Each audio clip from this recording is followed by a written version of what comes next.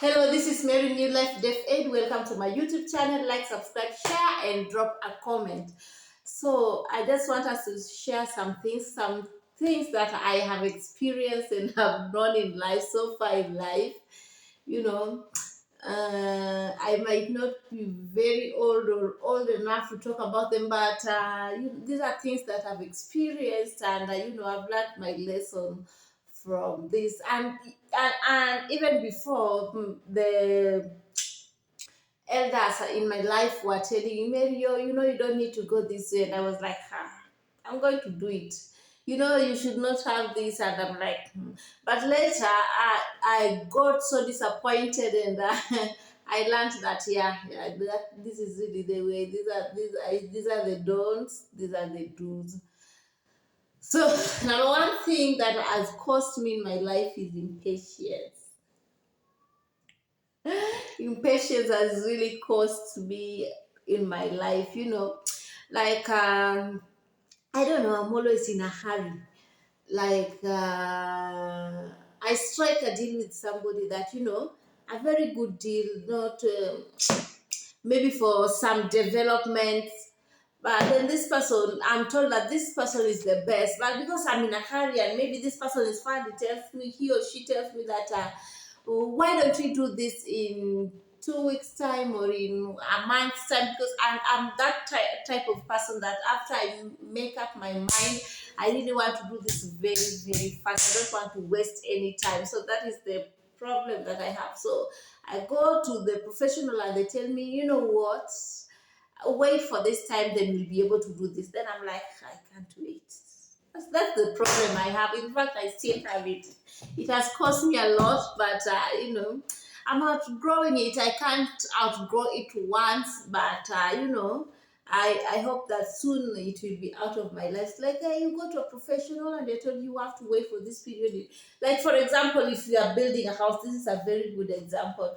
And when there are some stages in the building that you have to stop and wait before you continue. This is patience. But for me, I'm like, I want it to be done so fast.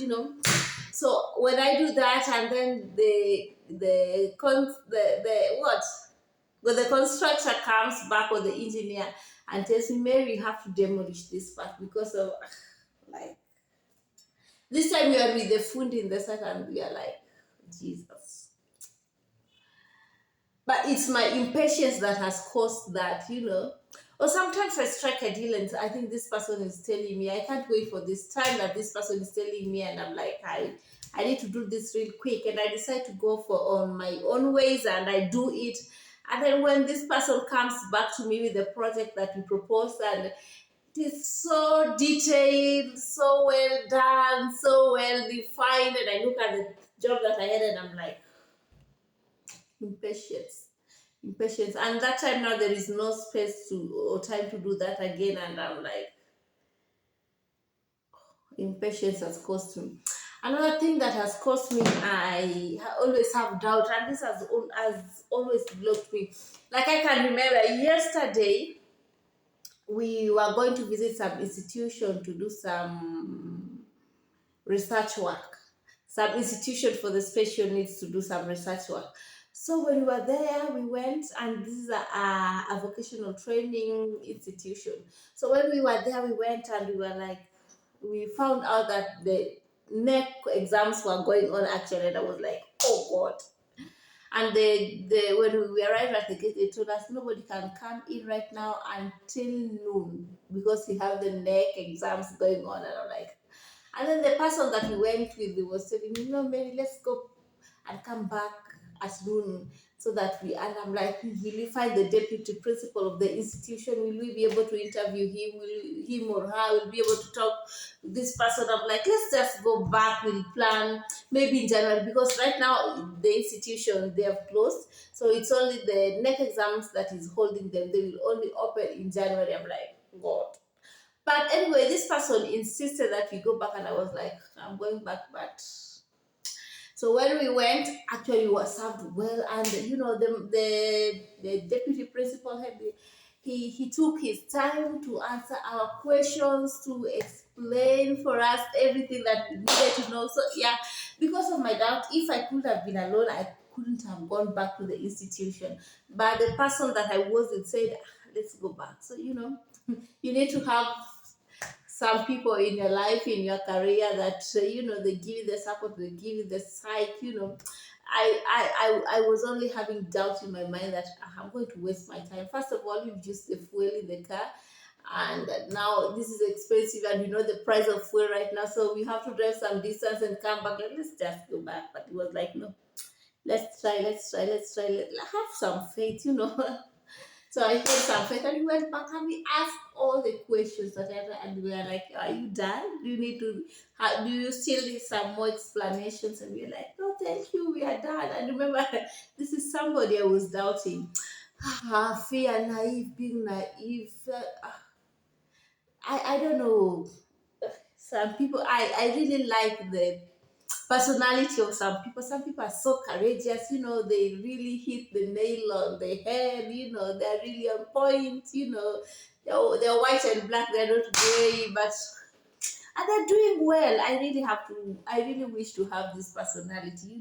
You're not, not like I'm afraid, but I have too much of something of a soft spot in me. But sometimes I just feel like you need to be real. Like these people that are white and black, nobody can always mess with them. This is something that I really like about them. If it is a no, it is a no. A first yes is not a concept. If it's a no, it's a no. I really admire this personality. So yeah, is one of the things that has caused me overconfidence. Oh my God. I look at something, I look at a task, and I say that, "Ah, this one I failed it." And people say, "Mary, can you give your presentation? Mary, can you prepare for your presentation?" I'm like, "You wait for the presentation. This one, I have nailed this." And I'm like, now when I go, now I give this thing little attention because I'm overconfident that it's good to have confidence, but I think it's not good to be overconfident. So when I have this, so I don't even research on what I'm supposed to do. So I'm just, this is little task. I do it. I give the best presentation, and so it is almost time for the presentation, and I've not done my research. I've not studied anything. I don't know. And now I want to be really quick just to note down some few points. Of course, sometimes it works well for me. Sometimes it's true, it's easier, but really you shouldn't be overconfident. You should just check on it.